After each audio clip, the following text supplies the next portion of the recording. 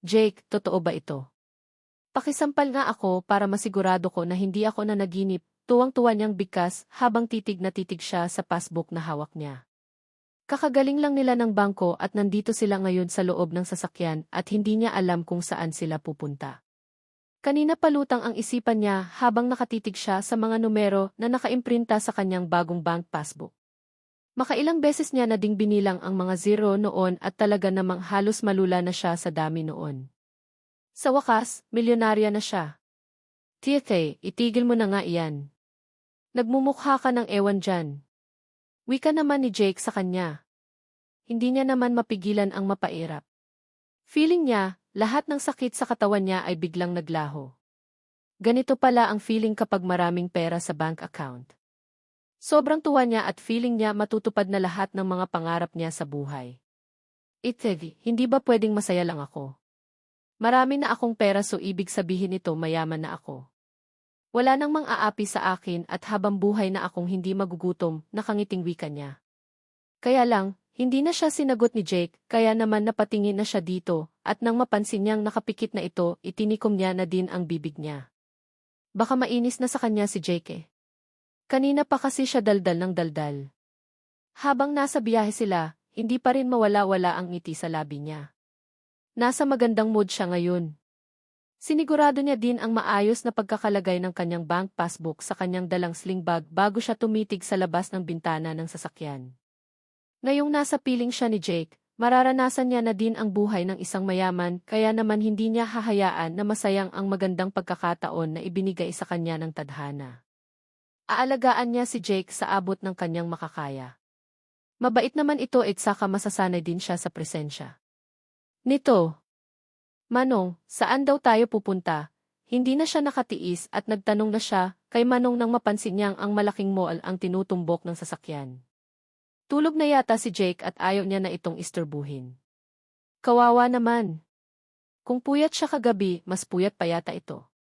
List siya, tanghali nang nagising, hindi niya lang alam sa lalaking ito kung anong oras ito nagising kaninang umaga. Sa mall tayo pupunta. Bibili ka nga mga gamit mo.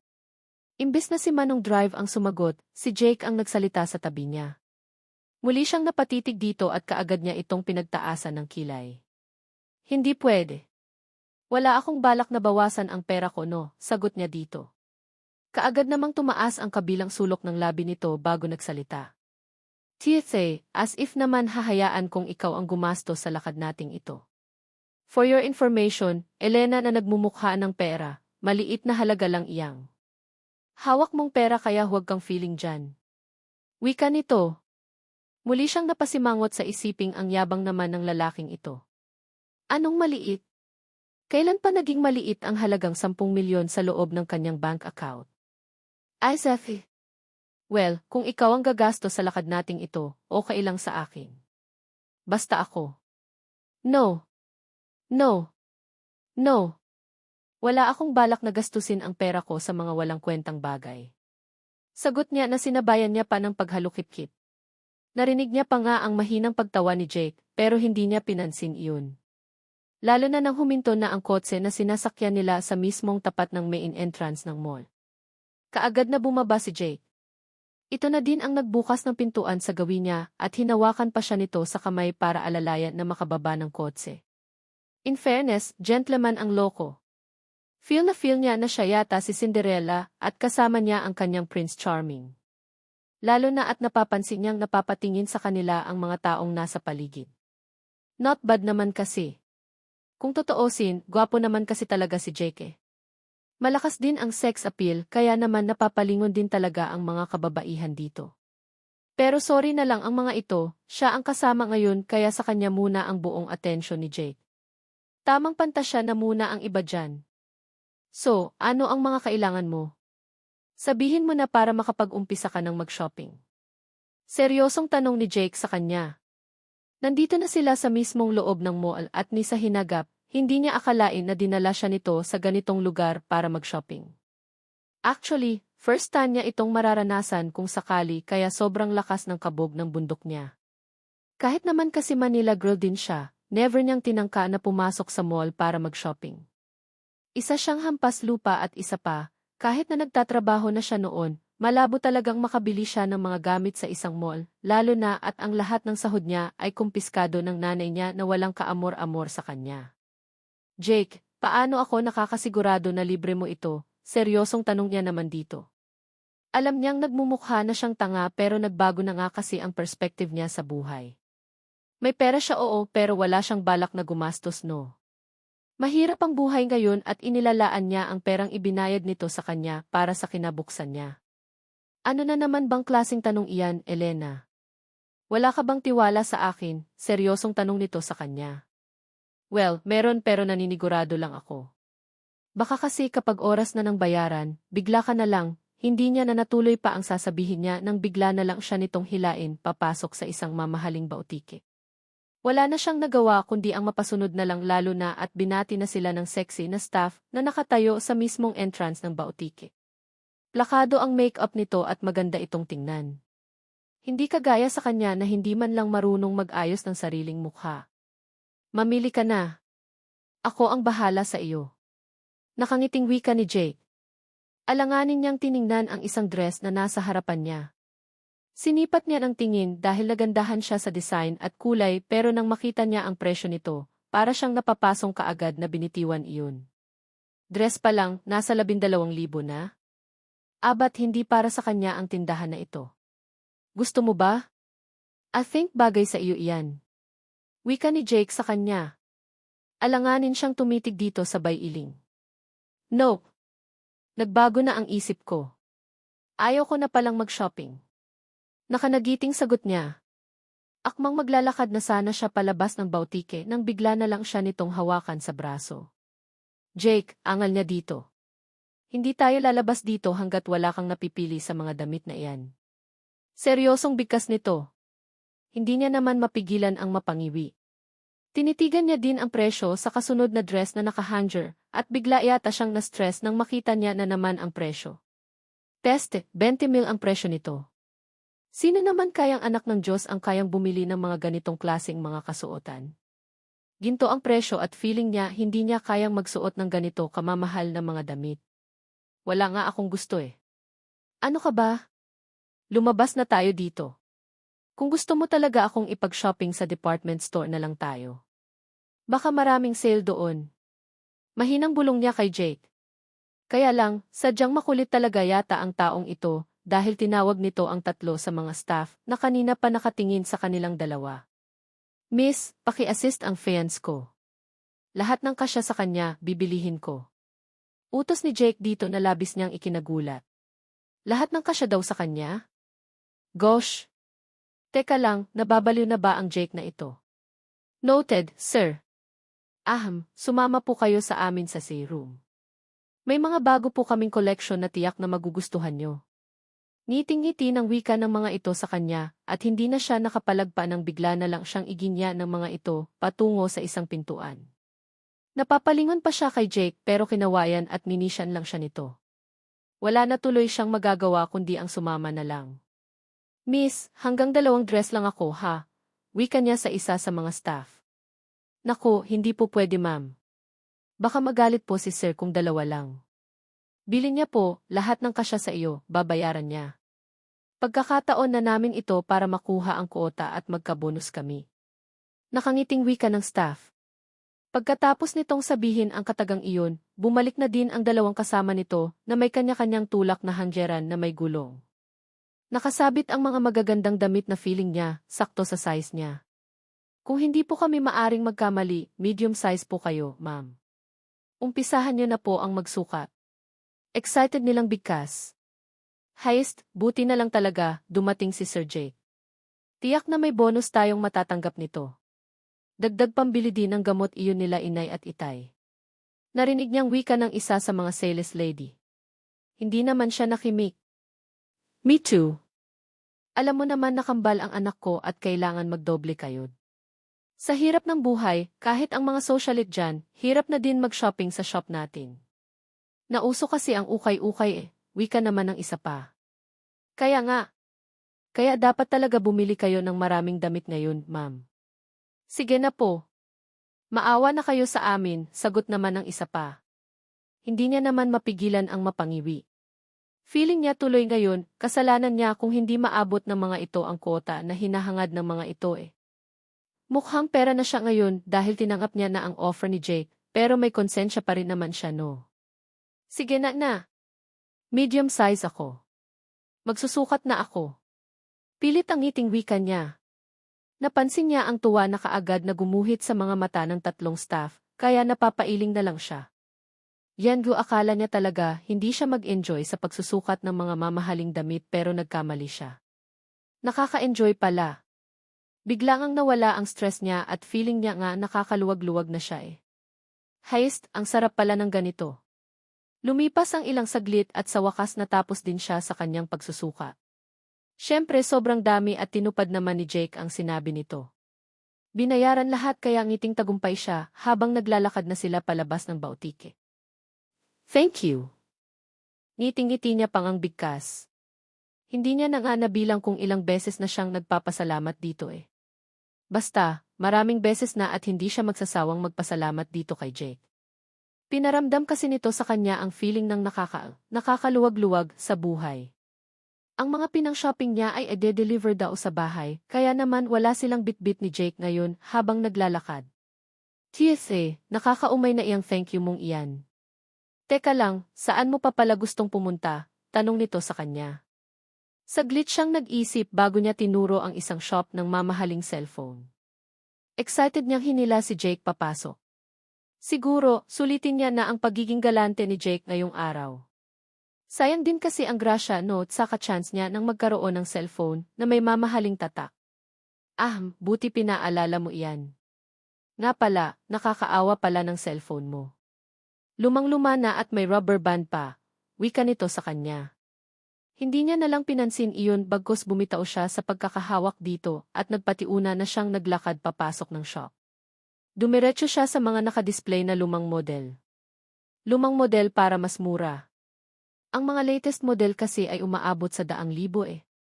Hindi naman ganoon kakapal ang mukha niya para bumili siya ng ganoon kamahal na gadgets. Anong kulay ang gusto mo? Narinig niyang tanong ni Jake sa kanya. Nasa likuran niya lang pala ito, kaya kaagad na din siyang sumagot. Pink, ngiting-ngiti niyang wika. Okay, ibigay mo sa kanya ang pinaka-latest at pinakamahal na cellphone. Utos ni Jake sa staff. Wala sa saril mabilis siyang napaharap kay Jake para sana pigilan ito pero nakaalis na ang staff.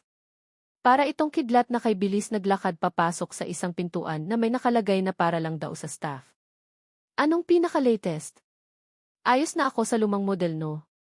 Sita niya kay Jake. Magiging asawa na kita kaya you deserve better, baliwala nitong sagot. Pagkatapos sabihin ang katagang iyon, hinila siya nito patungo sa counter para bayaran ang kanyang bagong cellphone. Nandoon na ang staff na inutusan ni Jake kanina at halatang masaya ito. Nakabenta ba naman ng ganoon kabilis eh? Ni hindi man lang nahirapan mag-sales talk. Sir, ma'am, set up na po ba natin? Nakangiting tanong pa nito. Yes, please. And paki-assist na din ang fiance ko kung paano i-operate ang phone na iyan. Para hindi na siya mahirapan. Seryosong sagot ni Jake dito. Noted, sir. Ma'am, dito na lang po tayo. Nakangiting sagot ng staff, kaya wala na siyang nagawa pa kundi ang sumama dito. Kaagad namang sumunod si Jake sa kanya pagkatapos nitong magbayad. Heist, ang galante naman ng lalaking ito. Mahal ko na yata eh, char. Alam niyang hindi pwedeng mahalin si Jake, kaya hindi niya dapat isipin ang mga ganoong bagay, nakakahiya. Pagkatapos siyang turuan ng staff kung paano gamitin ang bago niyang phone, tuwang-tuwa siyang lumabas ng store kasama si Jake. Kaya lang, saktong pagkalabas nila ng store, nagpaalam si Jake sa kanya na gagamit daw muna ng banyo. Sinabihan siya nito na hintayin daw siya sa labas ng store na kaagad niya namang sinang-ayunan. Kaya lang, habang naghihintay siya sa muling pagbabalik ni Jake, isang hindi inaasahan na tao ang bigla na lang lumapit sa kanya, walang iba ang kapatid niyang si Bettina. May kasama itong isang lalaki at kung makakapit akala mo agawan eh. Yesis, mas hamak na gwapo si Jake kaya Keber. Oh, inba sister. Ikaw ba iyan? Abat tingnan mo nga naman ang pagkakataon. Balita ko, tuluyan ka na daw naglayas ah. Ano ang ginagawa mo dito? Adi ka na ba ngayon para lang kumita ng salapi? nakangisi nitong tanong sa kanya. Hindi niya naman mapigilan ang makaramdam ng inis. Ang sarap durugin ng pasmadong bunganga ng kapatid niyang ito. Bastos sa lahat ng bastos. Hindi kita kilala kaya lumayas ka sa harap ko. Supi, bigkas niya na sinabayan niya pa ng pagkahalukip-kip. Napansin niya ang pagkapahiya ni Bettina. Nandidilat na din ang mga mata niya habang nakatitig sa kanya. Abat yabang ah. Bakit? Sino ba ang pinagmamayabang mo, ha, bigkas nito? Itzeli, hindi kita kilala kaya tumigil ka na kung sino ka man. Baliw ka yata eh. Kinakausap mo ang isang tao na hindi ka naman kilala. Sagot niya dito. Abat talagang paninindigan niya na kunwari hindi niya ito kilala. Tutal, hindi din naman siya nito itinuring na kapatid noon pa man eh. Saka, noon pa siya asar na asar sa Bettina na ito eh. Lahat ba naman ng atensyon at pagmamahal ng mga magulang nila, inangkin na lahat eh. Ni hindi man lang nagtira ng kahit kakarampot lang sa kanya. Tite, kunwari ka pang hindi ako kilala eh. Teka lang, ano iyang hawak mo? Akin na nga iyan. Wika nitong si Bettina at walang sabi-sabing basta nilang nitong hinablot ang hawak niyang paper bag na bitawan niya iyon at napasa kamay nito pero hindi siya nagpatalo. Galit niya itong itinulak na siyang naging dahilan kaya napaupo ito sa sahig. Ano ba?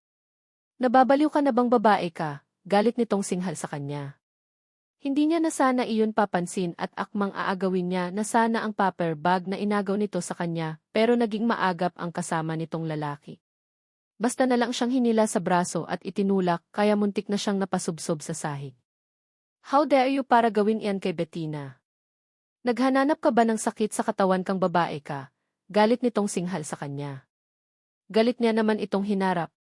Ang kapal ng mukha ng lalaking ito na makialam sa away nilang magkapatid. Sino ka ba ha? Bakit ka ba nakikialam? Galit niyang sigaw dito. Hindi mo ba nakita ang ginawa sa akin ng babaeng iyan? Inagaw niya sa akin ang gamit ko kaya dapat lang sa kanya iyan. Dagdag niya pa. Sino ako? Ako lang naman ang asawa ni Bettina at wala kang karapatan na saktan ang asawa ko.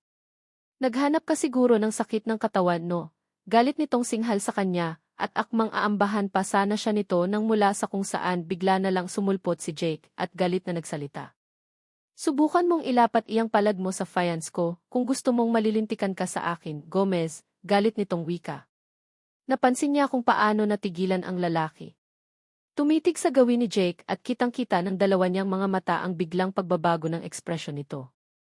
Mula sa pagiging matapang kanina, bigla itong namutla na para bang nakakita ng multo. Sir de la Fuente, mahina nitong bigkas. Gamit ang nanginginig nitong boses. Saglit itong sumulyap sa kanya na para bang takot na takot. Kaagad niya naman itong pinagtaasan ng kilay at kumapit sa braso ni Jake. Gusto akong saktan ng lalaking iyan. Paano ba naman kasi, gusto ng asawa niya ang bago kong billing phone and wala yata silang budget, kaya inagaw nila ang paper bag na iyan. Sumbong niya kaagad kay Jake. Talagang sinadya niyang lagyan ng nginig ang boses niya para isipin ni Jake na natatakot siya at effective naman dahil kaagad na nagsalubong ang kilay nito at matalim ang mga matang tumitig sa lalaking kasama ng kapatid niyang si Bettina. Siguro ito iyong asawa na ipinagmamalaki ng mga magulang niya noong last silang nagkita. Halatang bagong kasal dahil kanina lang, parang lalangamin ang dalawang ito sa sobrang sweet eh. Si Sir. Hay hindi. Aasawa ko si Bettina at magkapatid sila at bilang magkapatid. Hindi ko siya kapatid. Hindi niyo ba naiintindihan? Wala akong kapatid at isa lang ako sa buhay, putol kaagad niya sa sasabihin pa sana ng lalaki. Alam din pala nito na magkapatid silang dalawa ni Bettina, pero bakit niya kinampihan ang kapraningan ng makapal ang mukhang na si Bettina? Isa pa wala na siyang balak pang bumalik sa mga magulang niya no. Simula noong itinakwil siya ng mga ito, ay wala na siyang plano pang makipagbati sa mga ito. Para saan pa diba? Wala nang dahilan lalo na at noon pa man, hindi na maayos ang pagtrato ng mga ito sa kanya. Ate, ano ba iyang sinasabi mo? Ang kapal naman ng mukha mo para itanggi ako. Galit namang sigaw sa kanya ni Bettina. Naniningkit ang mga matang tinitigan niya ito bago niya pahablot na inagaw dito ang paper bag na basta na lang din itong inagaw sa kanya kanina lang. Wala akong kapatid at pwede ba? Mukha. Kapangang mas matanda sa akin eh. Yamot niyang bigkas. Pagkatapos sabihin ang katagang iyon, hinila niya na paalis si Jake. Kaya lang, hindi pa yata tapos si Jake dahil kinausap niya ulit ang asawa ni Bettina. Gomez, bukas na bukas din, dumiretso ka sa youth department. Wala ka nang babalikang trabaho because you're fired. Hindi inaalaw ng kumpanya ang mga empleyado na bastos pagdating sa mga kababaihan. Seryosong wika ni Jake. Kaad namang nanlaki ang mga mata ni Gomez sa gulat. Hindi niya inaasahan na ang simpleng pakikipag-away ng asawa niyang si Bettina sa kapatid nito ay magdudulot ng malaking impact sa trabaho niya. Ha? Boss, wag naman po. Maawa kayo sa akin. Hindi po pwede. Ngayon pa po ba na nakasal na ako at may asawang dapat buhayin, nakikiusap nitong wika. Kulang na lang ay lumuhod na si Gomez sa harapan ni Jake pero parang walang narinig ang binata. Hinila niya na si Elena paalis. Itutuloy nila ang pagsa-shopping. Hindi niya papayagan na masira ang mood ni Elena dahil lang sa walang kwentang kumprontasyon sa kapatid nito. Babe, sino ang lalaking kasama ni Elena? Hindi mapigilang tanong ni Bettina sa asawa niyang si Arman Gomez pagkaalis ni Elena kasama ng lalaking kung hindi siya maaaring magkamali boyfriend nito. Hindi niya din maiwasan na maingit habang nakasunod ang paningin niya sa naglalakad na palayo na kapatid. Halata kasing may kaya ang lalaking kadate nito base na din sa tindig at suot nito. Saka, nakita niya kanina habang paalis ang mga ito na inilabas mula sa loob ng paper bag ang cellphone na kakalabas lang ng market na pangarap niya din sanang mabili. Bettina, bakit hindi mo sinabi sa akin na may mayaman palang nobyo ang kapatid mo? Tanong naman sa kanya ng asawa niyang si Arman. Sa pagkakataon na ito, nababanaag ang galit sa mga mata nito kaya naman mabilis siyang napailing. Ha? Nobyo? Hindi. Impossible. Hindi kayang magkaroon ng mayamang nobyo ang boba kong kapatid, Arman. Sagot naman kaagad niya dito na sinabayan niya pa ng sunod-sunod na pag-iling. Lalo namang naningkit ang mga mata ni Arman sa galit habang nakatitig sa kanya. Hindi nobyo. Sigurado ka ba dyan sa sinasabi mo, Bettina?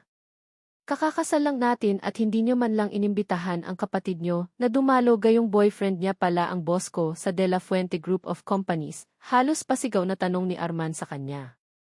Kaagad namang namilog ang mga mata ni Bettina sa gulat. Hindi kayang tanggapin ng pride niya na mas nakasungkit ng mayaman ang kapatid niya and worst, boss pa ng asawa niyang si Arman ang lalaki. Boss mo siya? Boss mo ang kasama ni Ate Elena, mahiang tanong niya kay Arman. Hindi mo ba narinig ang sinabi ni boss? DJ, Jake, kanina lang or sadyang bingi ka lang. Shit, sinabi niya na wala na akong babalikang trabaho bukas dahil binastos ko ang fiance niya. Shit! Shit! Bettina, gawan mo ng paraan ito. Kausapin mo ang kapatid mo kung ayaw mong sabay-sabay tayong mamatay ng dilat ang mga mata dahil sa gutom.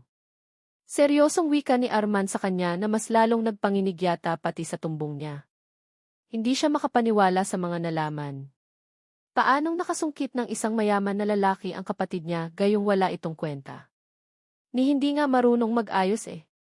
Hindi marunong pumorma at higit sa lahat, basahan ang turing nilang lahat dito noon pa man. Hindi. Hindi totoo iyan. Imposible ang sinasabi mo, Arman. Mahina niyang sambit. Walang imposible sa sinabi ko, Bettina, kaya gumawa ka ng paraan. Tawagan mo ang kapatid mo. Makiusap ka na kausapin niya si Mr. De La Fuente sa kumbinsihan. Na huwag akong tangalin sa trabaho. Pwede naman iyon, diba? Diba, seryosong bigkas ni Arman. Hindi niya naman mapigilan ang mapalunok ng sarili niyang laway. Kakasal lang nilang dawala ni Arman at hindi talaga sila mabubuhay kung sakaling mawalan ito ng trabaho. Hindi pwede iyon. Kaya nga siya nagpakasal sa lalaki dahil alam niyang kaya siya nitong buhayin. Isa pa. Dahil sa kakatapos lang nilang kasal, aware siyang nabaon sa utang si Arman dahil nagdemand siya ng ingranding kasal dito na pinagbigyan naman kaagad nito. Shit, kung talagang nobyo ng Ate Elena niya ang boss ni Arman, abat wala nang dahilan para pairalin niya ang pride niya. Kailangan niyang makausap si Elena, kaya naman kaagad niyang hinila si Arman. Kailangan nilang hanapin si Elena sa paligid ng mall para makausap. Isasantabi niya na muna ang pride niya. Ngayong may mayamang boyfriend ang ate niya, ito na din siguro ang tamang pagkakataon para tratuhin nila ito ng maayos. Para naman maambuan din sila sa malaking grasya na meron ito ngayon. Kaya lang, ganoon na lang ang pagkadismaya nilang dalawa ni Arman dahil hindi nila mahanap-hanap sila Elena at ang nobyo nito. Pareho nang nananakit ang mga paa nila sa paikot-ikot pero wala talaga. Inabot na lang silang dalawa sa pagkalam ng tiyan nila sa gutom pero wala. Negative at kahit anino ni Elena hindi nila mahagilap. Arman, gutom na ako. Pwede bang tumigil na muna tayo? Nakikiusap niyang wika sa asawa niya. Napapansin niyang habang lumilipas ang oras sa paghanap nila sa kapatid niya, lalong umiinit ang ulo nito. Hindi niya na din maramdaman ang dating pagiging sweet nito. May mga pagkakataon pa nga na sinisigawan pa siya nito dahil ang bagal niya daw maglakad. Kumain, talagang naisip mo pang pansinin ang pagkalam ng sikmura mo, gayong alam mong kapag tuluyan akong mawala ng trabaho, sa mga susunod na araw, wala na tayong kakainin, Bettina. Galit nitong singhal sa kanya. Napatingin tuloy sa kanila ang ibang mga shoppers, kaya naman nahihiya siyang kaagad na napayuko. Sa tanang buhay niya, ngayon lang siya napahiya ng ganito sa mga mata ng ibang tao, kaya naman hindi niya na din mapigilan ang makaramdam ng inis. Bakit ba ako ang sinisisi mo ha? Galit niya ding tanong dito. Bakit ikaw ang sinisisi ko? Just because, kung hindi ba naman nuknukan ng katangahan ang pamilya mo. Hindi sana tayo umabot sa ganitong sitwasyon. Ngayon sabihin mo sa akin, ano na ang gagawin natin? Bukas na bukas din, wala na akong trabaho, galit nitong singhal sa kanya. Naluluha naman siyang napatitig dito. Bakit parang siya ang sinisisi ng Arman na ito, gayong kasalanan din naman ito, kung bakit nagalita ang boss nito sa dito. Kung hindi sana nito inambahan si Elena kanina, hindi sana ito masisante diba? Nandito sila sa loob ng resto ni Jake, at kanina pa siya nakatanaw sa kapatid niyang si Bettina, kasama ang asawa nitong si Arman Gomez. Halatang may hinahanap ang mga ito dahil palingalinga ang mga ito at nakikita niya ang stress sa mga kilos ni Bettina. Naaawa ka ba sa kapatid mo? Seryosong tanong sa kanya ni Jake. Kaagad namang napataas kilay niya. Sure ka ba na si Sante na iyang si Arman? Nakangiti niyang tanong dito. Jake said, yes, seryoso ako pero kung makikiusap ka sa akin ngayon na huwag siyang sesantihin, makikinig ako sa iyo. Tutal, sa iyo naman sila may kasalanan at hindi naman sa akin, sagot din naman kaagad nito sa kanya. Lalo tuloy lumawak ang ngiti sa labi niya. Muli siyang naptitig kay Bettina bago siya nagsalita. It's heavy, wala akong balak na ipagtanggol sila. Ituloy mo na ang pagtangal sa trabaho niyang si Arman para mabawas-bawasan ang yabang niyang si Bettina, sagot niya dito. Natawa naman ito. Saka, Jake hihingi sana ako ng tulong ayo eh. Iyon kung okay lang. Well, kung kaya ko naman, well not. Ano iyon? Seryosong tanong nito sa kanya. Ganito kasi iyon, ang bahay na tinitirihan ng mga magulang ko, kasama iyang sila Bettina ay nakasangla sa bangko. Gusto ko sanang bilihin at paalisin sila doon. Nakanagiti niyang sagot dito. Alam niyang magmumukha siyang masamang anak at kapatid sa gagawin niyang ito, pero gusto niyang turuan ng leksyon ang mga magulang niya. Para madala lalo na ang nanay niyang walang ibang ginawa kundi ang magsugal ng magsugal. Kaya nga naisangla sa bangko ang titulo ng bahay at lupa dahil sa kakasugal nito eh. Hinaras ito ng nautangan kaya walang choice, kundi ang isangla ang nag-iisa nilang property. Property na alam niyang hindi din naman siya ang makikinabang in the future, kundi ang paboritong anak ng mga magulang niyang si Bettina. Are you sure about this? Teka lang, pangit na iyong bahay niyo. Bakit doon pa pwede naman kitang tulungan na bumili ng mas magandang bahay sa mga subdivision kung saan tahimik at mas komportable ka? Or di kaya, pwede ding ibigay ko na lang sa iyo ang isa sa mga bahay na pag-aari ko, seryosong sagot nito sa kanya. Kaagad naman siyang umiling. I have the own reason kaya gusto ko pa rin ang bahay namin no. Saka, kahit pangit iyon, gusto kong bilihin para maging homeless ang mga nakatira doon.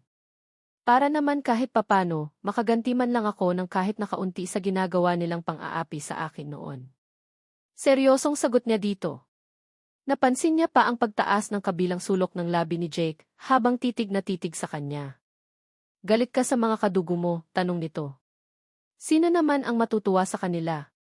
Simula bata pa ako wala na silang ginawa kundi ang iparamdam sa akin na isa akong outsider. Na para bang hindi ako miyembro ng pamilya, gayong ginawa ko naman dati ang lahat para mahalin nila ako. Saka, hindi ba't binigyan mo sila ng pera noon dahil akala nila, kliyente kita, kaya hindi naman siguro sila magugutom kung sakaling palayasin ko sila sa bahay na iyon eh. Seryosong sagot iya dito. Alam niyang masama ang magtago ng sama ng loob sa sarili niyang mga kadugo, pero dumating na kasi talaga siya sa punto na gusto niya din sanang maranasan ng mga ito ang mga naranasan niya noon eh. Saka, hindi naman siya mahal ng mga ito and sooner or later baka nga sobrang laki na ng interes ng nasabing lupa at bahay at hindi na iyon matutubos ng mga ito. Kaya naman, habang maaga pa, agapan niya na.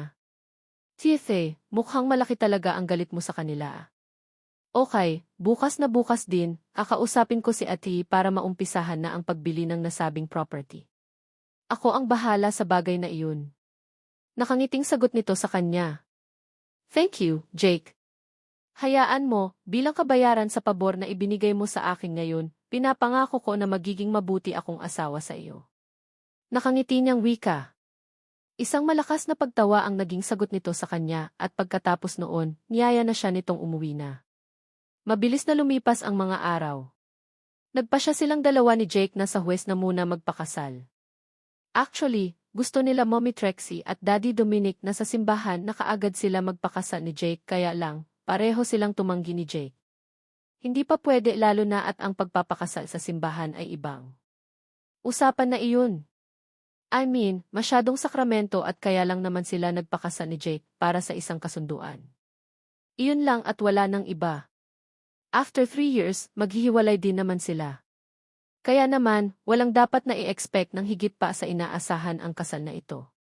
Dito na ba tayo titira sa loob ng 3 taon? Tanong niya kay Jake habang papasok ang kotse na sinasakyan nila sa isang exclusive subdivision.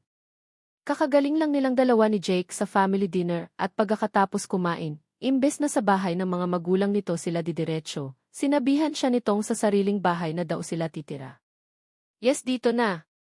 Gusto pa nga sana nila mommy at daddy na makipisan tayo sa kanila at mabuti na lang talaga nakahanap ako ng magandang dahilan para mapapayag sila na bumukod na tayo. Hindi kasi ako masyadong makakilos kapag nasa paligid lang sila mommy eh. Feeling ko, binabantayan ako palagi. Nakangiti nitong sagot sa kanya. Hindi niya naman mapigilan ang mapangiti. Sa kanya naman walang problema kung saan sila titira eh.